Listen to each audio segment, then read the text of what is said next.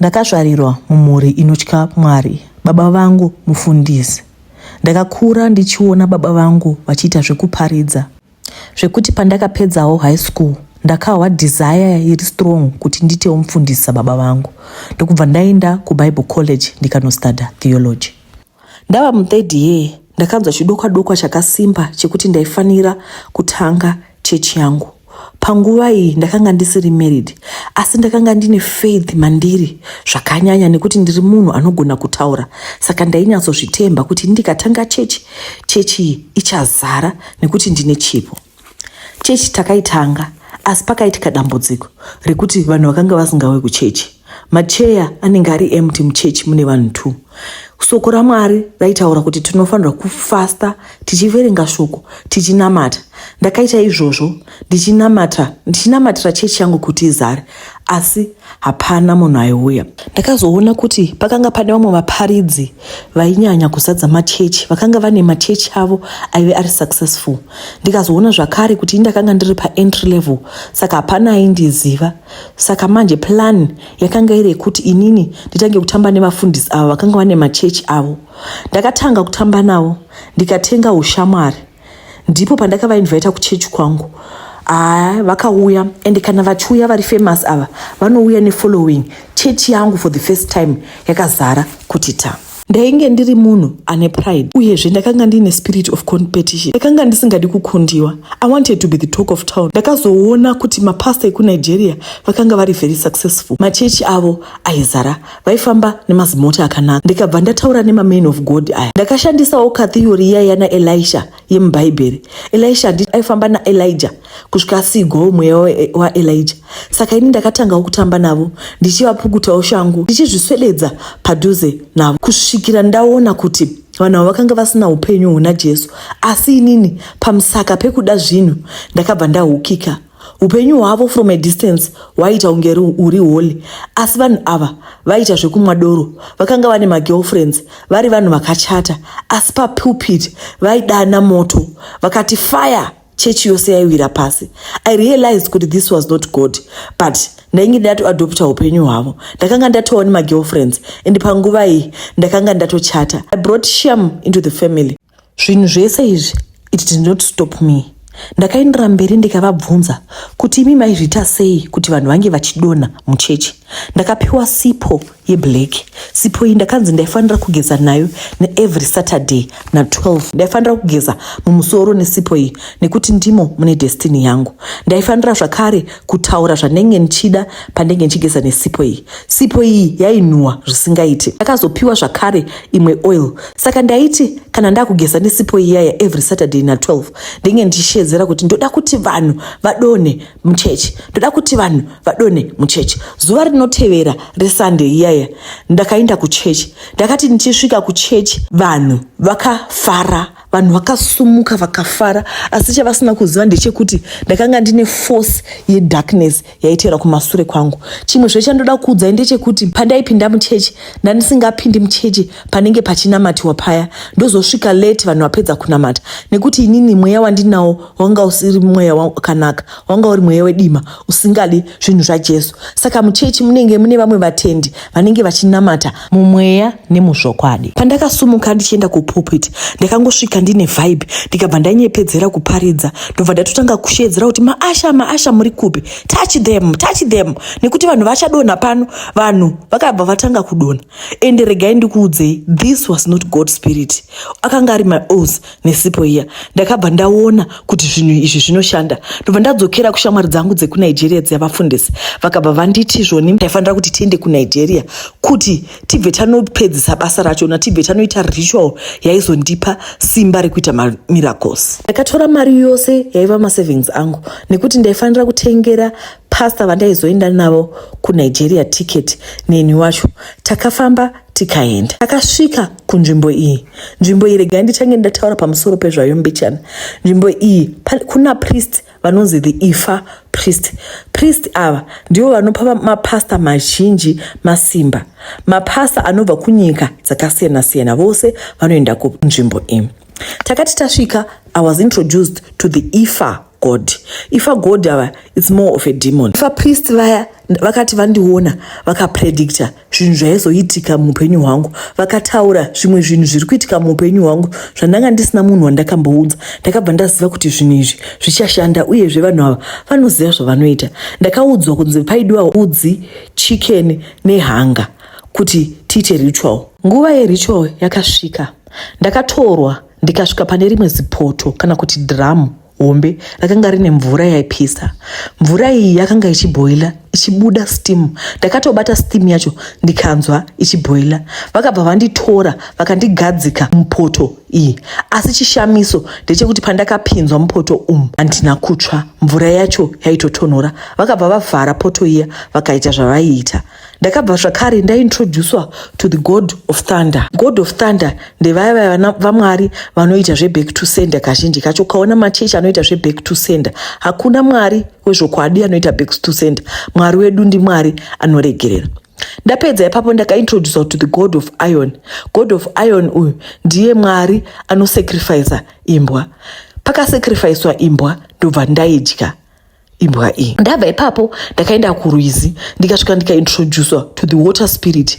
Ndakatora mashells ndikataura zvandaida kuti zviitike, ndokubva ndazvitaura ndakabata mashells. Ndakatora mamwe mashells acho ndikawadzorera murwizi, mamwe acho ndikauya nawo ndikasvika ndikawaisa murumu. Ndakati ndadzoka kuno kuSouth Africa ndobva ndaenda kurwizi nemashells aya zvakare, ndikasvika ndikatanga kuintrodusa maspirits ekunigeria kurwizi rwenzvimbo yandaizoitira basa iri. Ndikataura zvese zvandaida kuti zviitike. Kudzoka kwangu kuNigeria ndakadzoka ndine simba risingaiti. Ndakapiwa zvakare musoro wenguruve. Musoro uyu takanzi tiucherere muchechi. Takaucherera muchechi. Paunotanga kuora paya makonya achitanga kubuda, yaizova hwezvo inohwezva vanhu. Panotanga kuora paya pachiora musoro makonya achibuda ndiko kuwanda kwaizoita vanhu. Chimwe chinhu chandoda kuti muzive ndechekuti vanhu vakatanga kuuya kuchechi. Kubva pakatanga kuora musoro vanhu vakatanga kuuya kuchechi. Paauta paya pakanga pane mashells nezvimwe zvinhu zvandakabva nazvo kuNigeria kuya. Izvi zvinhu ndo akanga ari maspirits aindipa simba. Saka zvaiitika manje ndezvekuti vanhu pavanobvisa mari paya muchechi, mari yose iyoyo ndaitora yobva yarara usiku hwese iri paauta paya. Aizoitora mangwana. Kana mari iyi ikangorara ipapo, zvinoreva kuti vanhu vose vandipa mari vacharamba vachingondipa mari. Ende kazhinji kacho munoona kuti vanhu vanoita zvemachechi chiro mukavaudza kuti pastor venyu havaiti, vachizvionera nemaziso avo voga, still vanoramba vari hooked, vanenge vasingazviitisi. Chimwe chaitika ndechekuti kana ndichiparidza muchechi ndikatanga kuparidza shoko, vanhu vairara. Uyezve ndaisatomboparidza shoko raMwari kana anything to do with Jesus. Chandaingoita mamiracles nekuhila vanhu. Mamiracles aya aitoitika because ndakanga ndauya nemweya wemadhimoni wandakanga ndinawo. Ndakava mufundisi ane mbiri chaizvo kunzvimbo yandaishandira muno muSouth Africa kuPretoria uko. Mapasta chaiwo aiuya kwandiri kuti ndizovapa simba. Inini ndine mapasta nemachechi andioziva kusvika muzuva ranhasi akamira pamusaka pezvinhu zvandaivapa. Ndakazosungirwa mutilation kutora maparts evanhu tichiita marituals. Asi tisati taenda ikoko ndoda kutaura pandakaenda kuZimbabwe. Pamusaka pekuti ndaida power more and more power, ende nyota yacho haigungwiki, ndakazoenda kuZimbabwe. Ndakaintroducwa kuna vamwe pastor vekuZimbabwe vainzi vane simba zvisingaiti. Pastor ava vakatonditenda vakati wasvika panguva chaiyo yakanaka nekuti tichangopedza kuviga umwe mwana. Ndakatorwa ndikabva taenda kumakuva usiku. Vakauya vakanditi bvisa mbatya dzawakapfeka, ndokubva ndabvisa mbatya dziya ndobva vandipa jira rewhite ndokubva tamonera. Tikabva tikafamba kusvika kumakuva. Tasvika kumakuva vakabva vati vaida kundikonekta nespirit yemwana uyu anga afa. Ndobva ndadzikurura ndikashamisika kuti ndikurure svika kurura. Ndobva ndasunungura jira rewhite riya ndokubva ndarara pamusoro peguva. Ndakarara pamusoro peguva kusvika kuma4 pavakadzodzoka vachinditora vakati zvainge zvaita, vanga vandikonekta nespirit yemwana uyu. Ndichibva ipapo ndakabva ndapiwa ruva plant randaifanira kuisa muofisi mangu ndaifanira kuridiridza nemukaka, uyezve ndaifanira kuisa maswits pamusoro mukati meruwa sezvo akanga ari mwana mudiki. Zvinhu zvangu zvese izvi ndakazozvisa murumu mangu, murumu makanga musingapindwe. Ndaiti ndakarara ndonzwa mwana achichema. Mwana uyu akanga asiri mwana wangu, asi akanga uri mweya wetsvina wemwana uya wandandaenda kunotora kuZimbabwe. Ndakazoenda kuMozambique zvakare. kuMozambique ndipo pandakaenda ndikanouya nemamwe maforce maviri. Maforce aya ndiwo aidonhedza vanhu muchechi. Maforce aya ainzi fire naforce. Saka anga ari madhimoni, 1 murume 1 mukadzi. Ndakapiwa 1 murume 1 mukadzi kuitira kuti zvisazondinetsa zvakuda kuvata nemudzimai wangu.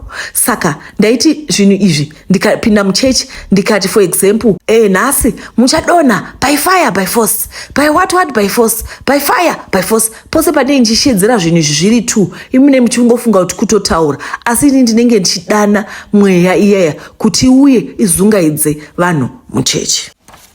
Ndakatanga kutengesa makenduru, ndikatanga kutengesa holy water.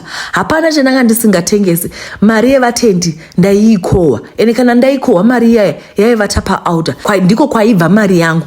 Uyezve vatendi vairamba vari hooked, vaindirwira, vaindida. Hapana aikwanisa kuvabvisa pandiri. Ndakazosungwa pamusaka penyaya yemapatsi evanhu andataura iyaya, zvekuti panenge pachiitwa marituals, kunzi uya nemusoro wemwana, kana kuti uya nemapatsi emukati emwana, kana kuti uya neliver yemwana. Ndipo pandakazosungwa. Ndakati ndasungwa ndokubva ndaenda kujere. Ndasvika kujere, mujere mune machechi, ndipo pandakazoona a prisoner akandipa freedom. Ndakapiwa freedom nemunhu akanga akasungwa. Ndakaudzwa kunzi inini ndakanga ndisingadeserve bail because ndakanga ndisiri munhu akanaka. Ndapi mujere muya, prisoner iya yakazouya ikandibvunza kuti, nai pastor, ko imimi muri kutsvakei muno? Ndobva ndamutaurira nyaya yangu, ndobva anditi ino haisi nzvimbo yevanhu vakaita sewe. Iwewe uri munhu ane calling, haufaniri kuva uri munzvimbo yakaita seino. Remember ndakuudza kuti ndakanga ndiri PK, ndiri mwana wapastor, a pastor's kid. Ndakazvagwa iri calling yangu yekuti ndinge ndiri munhu aifanira kuenda kunoparidza kuMethodist kwaipinda baba vangu, asi inini ndakazotora nzira yedima yandakazvisarudzira ndoga. Musi iwowo mashoko aya chero pandakaenda kunovata akaramba achiringa mupfungwa dzangu kuti inini ndiri mwana waMwari. It reminded me kuti inini ndaisafanira kuva ndiri munzvimbo muno. Kubva musi iwowo I came back to my senses. Ndakapfugama ndikati, Mwari ndiregerereyo. 3 months later takazoenda kukoti. Ndakati tisvika kukoti, judge vakati hatisi kuona nyaya, hapana evidence. Asi musi uyu vanhu vakanga vakatsamwa vari panze vachishedzera kuti tiri kumuda, tinoda kumuuraya, toda kumupisa. Vakanga vakabata mabhana vachiti ndofanira kufa. Nyaya yakati yapera mukoti, ndakabuda, ndakanga ndakumbira kuti Mwari ndichengetedzeiwo. Zvese zvandakaita handisi kuti ndakagona, ndakakonewa, asi ndoda kukuratidzai protection yaMwari.